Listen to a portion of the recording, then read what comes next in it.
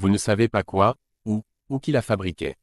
Peut-être que c'est un démon. Il a dit, possédez toutes ces choses, de sorte que l'huile qu'ils vaporisent sur leur corps, l'huile qu'ils vaporisent comme parfum, enlève la gloire de Dieu en eux. Et l'esprit de convoitise commencera à les dominer. Ils n'auront plus de temps pour Dieu. C'est alors que je sais maintenant que le diable a différents départements. Il a envoyé le département musical pour aller dans le monde. Faites comme si vous chantiez le gospel. Chantez le gospel, inaudible, qui, en fin de compte, les éloigne de la volonté de Dieu. Inaudible, ne leur laissez pas le temps de lire, et il tapote sa Bible, le livre. Il n'appelle jamais cette Bible, Bible. Chaque fois qu'il veut l'appeler par un nom, il dit le livre. Inaudible, il a dit le livre. Il a dit, ne leur laissez pas le temps de lire le livre. Qu'il y ait des programmes intéressants et très bons à la télévision 24 heures sur 24, afin que cela occupe leur temps. Ainsi, ils n'auront pas le temps de lire la Bible, ils n'auront pas le temps d'aller aux activités de l'Église. À ce moment-là, nous les aurons. Nous les aurons. Il disait toutes ces choses étape par étape. À la fin de la journée, pour que je puisse l'interrompre, le diable a dit quelque chose qui m'a touché le cœur. J'ai pleuré là où j'étais assis. Voici ce qu'il leur disait. Il a dit, ne savez-vous pas qu'il est écrit dans ce livre que lorsque Dieu a détruit la terre par le déluge, après qu'il les ait détruits, cela a fait souffrir Dieu dans son cœur. Cela lui fait souffrir parce qu'il a détruit ce monde, son propre ouvrage, par lui-même. Il a dit, maintenant, si moi, le diable, je peux être capable d'envoyer au moins, pas moins de 95% du peuple de Dieu en enfer, cela va faire souffrir Dieu dans son cœur, et c'est notre objectif principal. Inaudible, il a dit que c'est son objectif. S'il ne peut pas tout amener, s'il peut réussir à envoyer 95% de la création de Dieu en enfer, cela fera encore souffrir Dieu dans son cœur, que Dieu pleurera. Et son bonheur est de voir des larmes sur le visage de Dieu. C'est son objectif principal, inaudible. Donc, à partir de cette leçon, ils doivent tous reprendre leurs efforts. Ils doivent être agités. Ils doivent, allez, suivez les chrétiens, entrez dans l'église, suivez-les par choc contre par choc. Ne leur laissez aucun répit. Quiconque, inaudible, au moment où vous pensez que vous allez les perdre, coupez-leur la route. Tuez-les, éliminez-les, n'attendez pas qu'ils franchissent la porte. Éliminez-les simplement, à la moindre occasion, attrapez-les. Voilà tout ce qu'il disait. Alors, chrétiens, nous devons être prudents. Nous devons faire attention au type d'église que nous fréquentons, au type de pasteur ou de ministre de Dieu. Une fois qu'ils ne prêchent plus la vraie parole de Dieu, une fois qu'un pasteur ne prêche plus la repentance, ne prêche plus le royaume de Dieu, ne prêche plus le salut de votre âme, vous devez faire attention. Et Dieu nous aidera au nom de Jésus. Alors qu'il disait cela, il a maintenant soutenu qu'ils devraient y aller. Il augmentera leur puissance. Il fera quelque chose au sujet des évangélistes de la fin des temps qui sont revêtus de feu. Il fera quelque chose à ce sujet. Il y aura des pasteurs qui devraient y aller, rassembler beaucoup de congrégations, rassembler beaucoup, inaudibles, faire tout ce que vous voulez faire, obtenir leur argent, obtenir tout ce que vous voulez faire, mais n'osez pas prêcher le salut. N'osez pas parler de repentance. N'osez pas leur dire qu'il y a un avenir ou de l'espoir pour eux quelque part. Une partie de la vidéo est manquante à ce stade. La réunion approchait, de la fin. Je ne savais pas comment l'un des démons avait remarqué que j'étais assis là. Il a dit, « Regardez, quelqu'un est là. » Au moment où il l'a dit, je suis sorti en courant de la porte. Et j'ai commencé à courir, mais avant que je puisse courir, je ne peux pas distancer le diable. Avant que je fasse un pas, ils en font 1000. Alors j'ai crié, « Seigneur, aide-moi !» Puis il a ouvert le ciel. J'ai vu un vent très puissant, qui est descendu et m'a soulevé. En me soulevant, il m'a emmené loin dans une région de Sierra et m'a fait atterrir sur le rocher. Dès qu'il a atterri sur le rocher, le vent s'est alors retourné et est devenu un vieil homme. Je le regarde alors. J'ai dit, « Mais qui es-tu » Il a dit, « Je suis le Saint-Esprit. » Et il a fait un pas. En faisant un pas, il a disparu et est remonté. Et c'est ainsi que, depuis lors, je vous le dirai partout où j'irai, faites attention. Chrétiens, nous devons être très prudents. Nous devons faire attention à ce que nous portons, à ce que nous utilisons. Quoi que nous achetions au marché en ce moment, nous prions pour cela, même s'il s'agit de vêtements, nous le sanctifions et nous le couvrons du sang de Jésus. Et la protection de Dieu continuera d'être sur nous au nom de Jésus. La vie après la mort. Enfin, la vie après la mort. Comme mon Père dans le Seigneur l'a dit plus tôt, cela m'est arrivé le premier de ce mois de novembre. Le mois dernier, c'était précisément à la fin du mois dernier, en octobre, j'ai découvert que quelque chose ne cessait de me parler, que « James, tu vas mourir. James, tu vas mourir. » Il m'appelait par mon nom. Si je marche sur le trottoir, « James, tu vas mourir. » Si je marche dans la rue, « James, tu vas mourir. » Si je m'arrête, si je suis même dans un taxi, « James, sais-tu que tu vas mourir. » Je pensais, quel genre de blague est-ce? Je pensais que c'était une blague. Après un certain temps, cette chose continue à venir, je commence à prier. Je commence à travailler à partir de versets bibliques dont je sais que, je ne mourrai pas. Le Seigneur a dit que je ne mourrai pas mais que je vivrai. Mais avant cela, grâce à Dieu, inaudible vers 58/39, après avoir quitté Jos, quand mes affaires n'allaient pas bien à Jos, j'ai décidé de m'installer à Abuja. Mais ma famille est ici, ma femme et mes enfants. Alors je suis allé seul à Abuja. La première fois que j'y suis allé, j'étais encore intact avec le Seigneur, je priais encore, parce que quand j'y suis arrivé, je ne connaissais personne. Inaudible vers 59, 01, 03. Les choses semblent toujours difficiles. J'étais toujours en feu, même si je marchais dans la rue, Saint-Esprit, tu dois me localiser. Tu dois faire quelque chose, tu dois me trouver. Inaudible vers 59, 07, 11.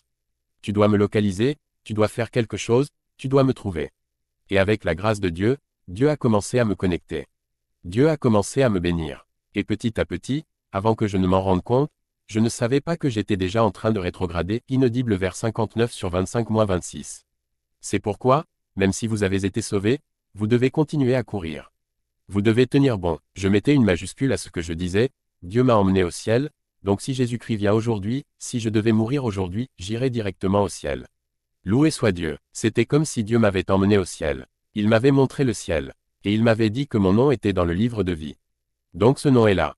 J'ai donc commencé à aller à l'église à un point tel que je ne peux plus me passer de l'église, vérifier 1h09.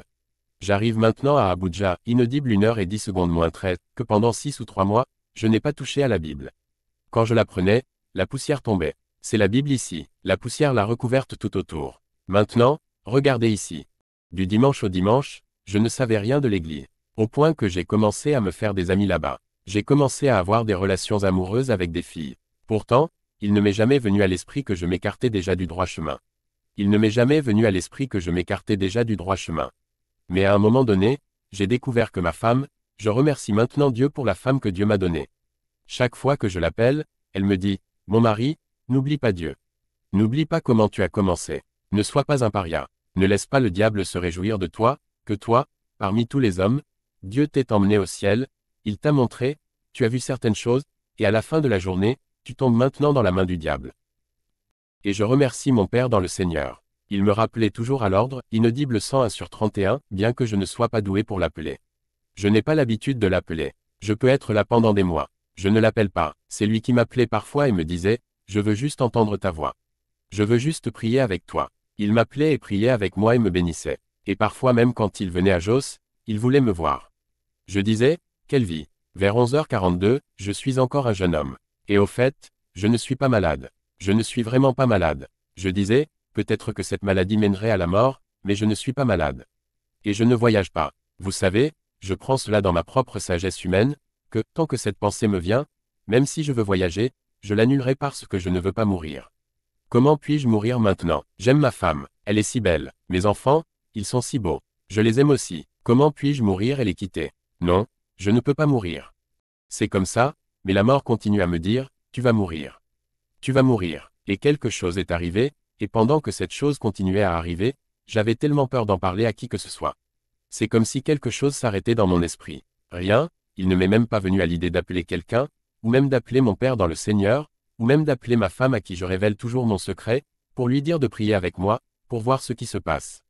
Je me contente de le garder, parce que je n'y crois pas, que je vais mourir. Vais-je mourir comme ça? C'est ainsi que ça s'est passé. Donc, avant la fin du mois d'octobre dernier, très tôt le matin, j'éteins toujours mon téléphone quand je suis sur le point de dormir, parce que je ne veux pas être dérangé. Je ne veux pas que quoi que ce soit vienne perturber mon sommeil. La plupart du temps, j'éteins mon téléphone, sauf si j'oublie. Et même si j'oublie, à n'importe quel moment après 10 ou 11 heures, si quelqu'un veut appeler, une fois que le téléphone commence à sonner, je tends simplement la main, je sais où se trouve le bouton d'arrêt, je l'éteins tout de suite. Mais ce jour-là, je suis allé travailler le 1er novembre, ce mois de novembre. Je suis allé travailler. Avant cela, mon père m'appelait tôt le matin, vers 4 ou 5 heures. À cette époque, le sommeil était très doux. Il m'appelait simplement. Juste avant, la sonnerie retentissait, retentissait, retentissait. Dieu est si bon, je ne l'ai pas éteinte. Je l'ai juste prise pour voir, qui est la personne qui appelle. J'ai vu le pasteur Sam Olakunle. Maintenant, je dis, ah, je réponds, bonjour. Comme d'habitude, chaque fois qu'il m'appelait, il ne disait même pas, bonjour. Il ne disait même pas, comment vas-tu? Il me disait, James. Prends ta Bible, prends ta Bible, prends ta Bible. Ouvre le psaume 51. Commence à prier. Lis-le et commence à prier pour la miséricorde. Continue à demander la miséricorde à Dieu. Continue à demander la miséricorde à Dieu. Dès qu'il me l'a dit, j'ai pris la Bible, je l'ai ouverte au psaume 51. Je l'ai lu environ 3 fois. J'ai commencé à avoir le sentiment que quelque chose me disait que je vais mourir. Peut-être que Dieu l'a révélé à l'homme de Dieu. Je n'ai donc pas plaisanté avec cette instruction qu'il m'a donnée. J'ai commencé à lire et à prier pour obtenir miséricorde. Donc, le premier jour, je suis allé au travail et je suis revenu le soir. Quand je suis revenu, j'ai mangé mon dîner et je suis allé me coucher. Dès que je me suis couché, c'était comme si quelque chose m'avait touché. J'ai découvert que mon corps s'était levé, était sorti de mon corps. Je me tenais maintenant séparé. J'ai vu mon corps sur le sol, sans vie. À la minute où je l'ai vu, je n'ai pas pu le regarder 2 fois. J'ai tourné mon visage vers lui. Je ne voulais pas le regarder. Alors que je tournais la tête, une route apparut immédiatement derrière moi. Je m'engageai sur la route. Dès que mon esprit quitta mon corps, je ne me souviens plus de rien de ce monde. Que j'ai une femme ou non, que j'ai des enfants ou non, que je souffre sur la terre ou que j'en profite, je ne me souviens plus de rien de ce qui se passe sur la terre. Je poursuivis donc la route qui s'offrait à moi. Je commençai à avancer. Tandis que j'avançais, la seule chose dont je me souvenais, clairement, la seule chose qui me revenait à la mémoire, c'était la parole de Dieu, chaque mot qui se trouve dans la Bible, tout ce que nous avons entendu dans la Bible, tout ce que nous avons entendu du prédicateur, c'est ce qui me revenait comme témoignage. Tandis que j'avançais, la parole me vint alors, tu te souviendras du Seigneur ton Dieu. Tu aimeras le Seigneur ton Dieu de tout ton cœur, de toute ton âme, de toute ta force, de tout ton bien. Soyez saints, car je suis saint. Tu ne commettras pas d'adultère. Tu ne commettras pas de fornication. Chaque parole de Dieu me revient constamment à l'esprit. En chemin, j'ai rencontré beaucoup de gens, beaucoup, une foule de gens. Nous marchions tous dans la même direction, hommes et femmes, jeunes et vieux. Nous avancions, tout simplement. Nous venions de toutes les directions, mais nous allions dans une seule direction, nous regardions dans la même direction. Et nous y allons, chacun pour soi. Comme nous l'avons entendu, un individu sans homme ne peut pas vous représenter ici. Personne ne peut vous représenter. Personne ne peut parler en votre nom. Vous êtes livré à vous-même. Nous continuons notre chemin. L'endroit était totalement silencieux. Tout le monde continue d'avancer, d'avancer, d'avancer. J'aime ce que mon père vient de dire plus tôt. Il a dit, jugement de séparation. Jugement de séparation. Nous avançons, et je pouvais regarder au loin. J'ai alors vu un carrefour où la route se divisait en 2. Au début, la route était une. Nous allions tous en foule. Mais à ce moment-là, la route s'est divisée en 2. Nous avancions. La parole de Dieu continue à venir. Les versets. En arrivant au carrefour, avant de nous approcher du carrefour, j'ai vu qu'il y avait une porte très étroite et que la route à l'intérieur était étroite. J'ai vu l'autre à gauche. Il y avait une très grande porte. La route était si large et large. Immédiatement, je l'ai su, la parole de Dieu m'est venue, resserré est le chemin qui mène au royaume de Dieu. Large est le chemin qui mène à l'enfer et à la destruction. À partir de ce moment-là, j'ai compris que la vision signifiait que oui, je suis maintenant chrétien avant de mourir. Donc, là où je suis censé aller, c'est par la porte étroite, car ma Bible m'a dit qu'étroit est le chemin qui mène au royaume de Dieu. Je dois donc entrer par la porte étroite, car c'est là que j'appartiens. Nous y allions donc. C'est à ce moment-là que j'ai découvert que je n'avais plus aucun contrôle sur mes 2 jambes. Depuis le début, je ne savais pas que ce n'était pas moi qui contrôlais mes jambes. Mais à ce carrefour, j'ai décidé dans mon esprit que je voulais aller vers la porte étroite. Mais mes jambes continuent à passer par l'autre porte. Et personne n'a ouvert la bouche pour parler là-bas. Vous raisonnez simplement dans votre esprit. Je veux aller par là maintenant. Mais mes jambes continuent à aller vers la grande route. Je ne pouvais pas m'en écarter. Je ne pouvais pas l'arrêter. Je n'ai aucun contrôle du tout sur cette jambe. Et c'est ainsi que ma jambe m'a entraîné jusqu'à la grande route, et je suis entré par la porte. Je les ai suivis. Et pourtant, lorsque je suis entré, mes yeux regardaient toujours la route étroite, car au début, nous pouvons voir les 2 portes. Mes yeux étaient toujours sur la route étroite. Je viens de découvrir que la route étroite. Combien de personnes voyez-vous passer par là? De temps en temps, vous voyez une seule personne passer. C'est ainsi que nous nous précipitons par milliers, en multitude. Nous avancions sur la grande route. Tout le monde, jeunes et vieux, hommes et femmes, blancs et noirs, tout le monde. Mais toujours la route étroite. De temps en temps, 1 heure, 2 heures avant qu'on voie une personne passer. Après cette personne, il fallait attendre 2 heures, voire 3 heures, avant qu'une autre personne ne passe à nouveau. Mais au bout d'un moment, les routes se séparaient et on ne pouvait plus voir l'autre route. Mais à mesure que nous avancions, je découvrais que la route était large, plus nous avancions, plus il faisait sombre. D'ailleurs, peu à peu, je ne voyais plus le devant de la scène. Mais nos jambes ne pouvaient toujours pas s'arrêter. Elles allaient de plus en plus vite. Devant moi, je commençais à entendre les cris des gens qui étaient devant moi. Comme si, Quand nous étions là, il y avait des gens qui pleuraient au bord de la route, une série de gémissements, des cris de tourment, des supplications pour le pardon.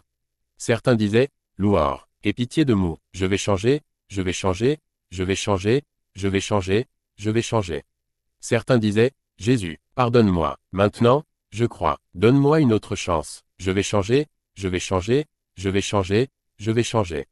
Beaucoup d'entre eux, j'ai pu entendre le son, jeunes et vieux, pleurant, se repentant, dans un grand tourment, suppliant Jésus-Christ de leur donner une seconde chance, car maintenant ils ont vraiment cru que l'enfer existe.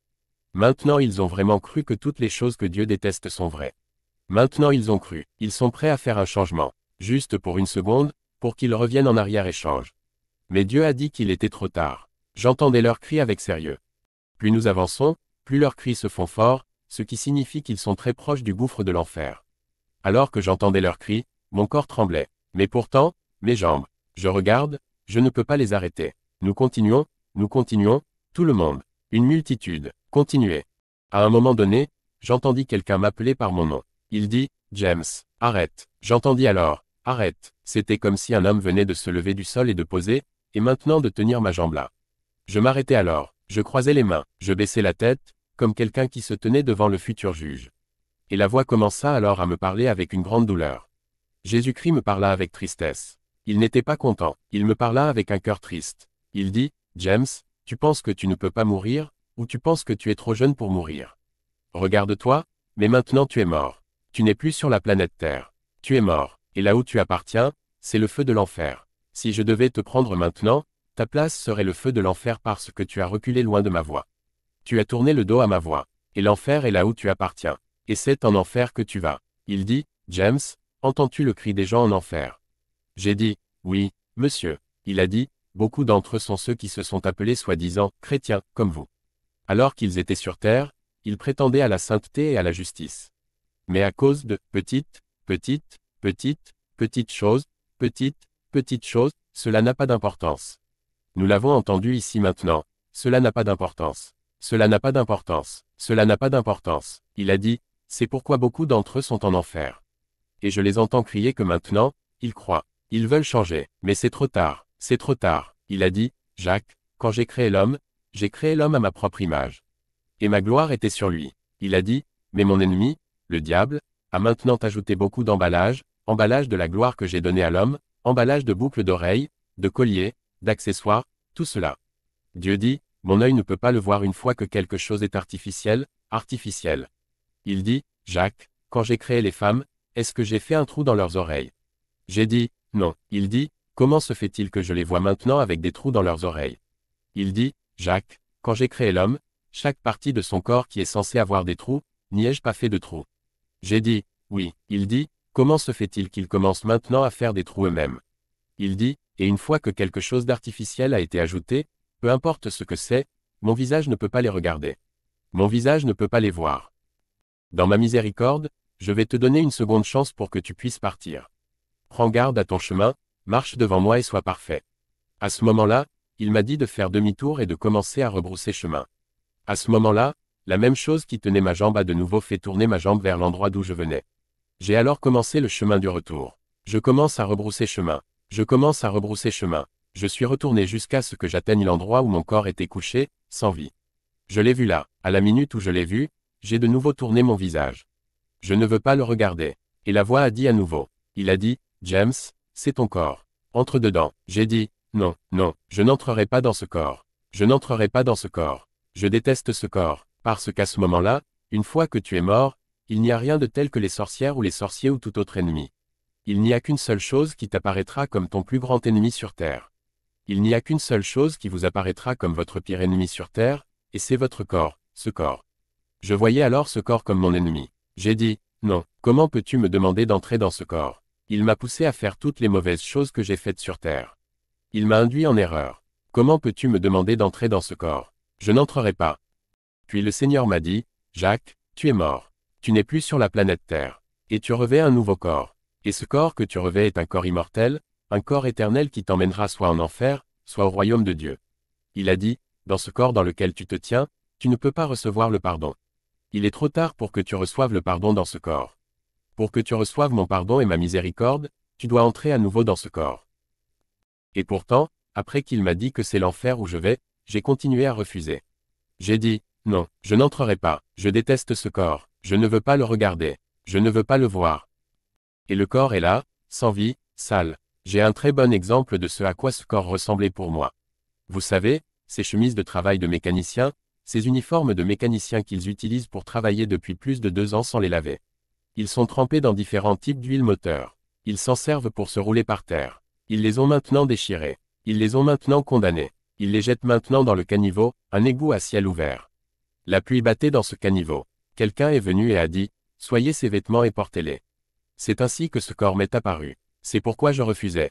J'ai dit, « Non, je n'entrerai pas dans ce corps. Ne me pousse pas à entrer dans aucun corps. » Inaudible à 31/52-54. Ne me pousse pas, c'est un corps corruptible. Je n'entrerai pas, je n'entrerai pas. C'est alors qu'il m'a dit, Jacques, je te donne une chance, une seconde chance, je te donne une seconde chance, pour que tu ailles et que tu surveilles ton chemin et que tu marches devant moi et que tu sois parfait. Alors une pensée m'est venue à l'esprit alors que j'étais debout, qu'en est-il de ceux qui pleurent et pleurent là-bas en enfer? N'auras-tu pas pitié d'eux? Il m'a répondu avec urgence, je ne savais même pas qu'il pouvait entendre ma pensée. Il a dit, Jacques, sais-tu quand ces gens de l'enfer seront libérés? Sais-tu quand ils seront libérés? Le jour, n'importe quel jour, où je cesserai d'être Dieu. C'est le jour où ils seront libérés de l'enfer. Donc le jour où je cesserai d'être Dieu, c'était le jour où ils seront libérés de l'enfer. Il a dit, alors, Jacques, vas-y, je t'envoie comme témoin dans mon monde. Dis aux gens, dis à mes serviteurs, dis à quiconque vient à toi, que ma venue n'est plus proche. J'arrive tout de suite. J'ai attendu si longtemps. J'arrive tout de suite. Dis-leur de se préparer à ma venue. Sans sainteté, sainteté, sainteté, personne n'entrera dans mon royaume quoi qu'il arrive. Dis-leur de marcher devant moi et d'être parfait. Il a dit, si tu tournes le dos à l'endroit où tu vas, c'est le feu de l'enfer. L'endroit où tu vas est le feu de l'enfer, car le corps avec lequel tu te tiens ne peut pas recevoir le pardon. Il est trop tard. Après avoir dit toutes ces choses, il dit maintenant, Jacques, je t'ordonne, entre dans ton corps. À ce seul ordre, comme si tu forçais quelqu'un à faire quelque chose qu'il ne voulait pas faire, je regarde maintenant ce corps sur le sol, chose inutile. J'ai maintenant avancé si lentement pour me pencher si lentement. Je regarde le corps, je tombe maintenant près du corps. Je me penche maintenant, je me penche et entre dans le corps. Dès que je suis entré dans le corps, je reviens à la vie. Alors que je revenais à la vie, de la sueur chaude, sortait de mon corps. Mon corps était trempé de sueur. Je ne pouvais plus avoir aucune force en moi. Pendant une semaine, je n'ai rien pu faire, parce que je n'ai même plus aucune force du tout. Si je restais debout trop longtemps, vous verriez mon corps trembler. Si je ne mangeais même pas à temps, vous verriez mon corps trembler. Jusqu'à la fin d'une semaine, avant que je commence à rassembler mes forces. J'appelle maintenant mon Père dans le Seigneur. J'ai dit, Papa, je suis mort et je suis revenu à la vie. J'ai sérieusement pleuré parce qu'on m'avait donné une seconde chance encore, et pourtant j'ai refusé d'entrer dans le corps. Ce feu, si on ne me le permet pas, je retournerai au feu de l'enfer pour toujours et à jamais. Le Seigneur est si miséricordieux. Alors s'il te plaît, le paradis est réel. L'enfer existe. Les gens meurent par milliers et partent. Quand je reviendrai, je sentirai que je devrais avoir le pouvoir de ramener le monde entier au Seigneur afin que tous aillent au paradis. Parce que je ne peux même pas souhaiter à mon pire ennemi sur terre, d'aller à cet endroit où il pleure, attendre une autre chance de se repentir, et c'était trop tard. Et je remercie Dieu pour mon papa dans le Seigneur. Il n'a pas quitté le chemin étroit. Dieu continuera à le voir et à marcher avec lui au nom de Jésus. Il se tourna alors vers moi et me posa une autre question qui continuera à résonner dans mon esprit. Il dit, numéro 1, quand je suis mort, je voulais améliorer la vie de ma femme et de mes enfants, c'est pourquoi je suis allé à Abuja, pour que quand je suis mort je me souvienne d'eux. Je dis, non, je ne me souviendrai de rien de ce monde. Et comme j'avais du mal à les garder, je serais allé en enfer. Et ils seraient allés au paradis, la vie aurait toujours continué. Numéro 2, il t'a donné une seconde chance. Il y a quelque chose qu'il ne t'a pas dit. Il ne t'a pas dit le temps qu'il t'a donné pour cette seconde chance, si c'est une semaine, si c'est 2 semaines, si c'est un mois, si c'est un an, je ne sais pas. Alors j'ai décidé en principe de vivre ma vie aujourd'hui comme s'il n'y avait pas de lendemain. Et j'ai dit à Dieu que je renonce à tout. Depuis lors, dans ma prière, je ne demande même plus rien à Dieu, ni l'argent ni les choses du monde. Est-ce qu'un mort demandera à Dieu de l'argent? Est-ce qu'un mort demandera une voiture? Dieu dit que si je m'abandonne complètement à lui, je ne dois pas m'assurer qu'il ne se soucie pas de moi, qu'il se soucie de nous. Il sait de quoi nous avons besoin. Alors Dieu nous aime, Dieu prend soin de nous. Je n'ai jamais vu un tel amour. Alors gardons fermement notre foi. Rappelons-nous ce qu'est Dieu parce que beaucoup d'entre nous, Beaucoup de chrétiens ne croiront plus à la Bible, c'est pourquoi Dieu apporte toutes ces révélations pour que nous puissions croire. Et je prie pour que Dieu nous accompagne. Dans son royaume, nous ne manquerons de rien, au nom de Jésus. Fin du témoignage.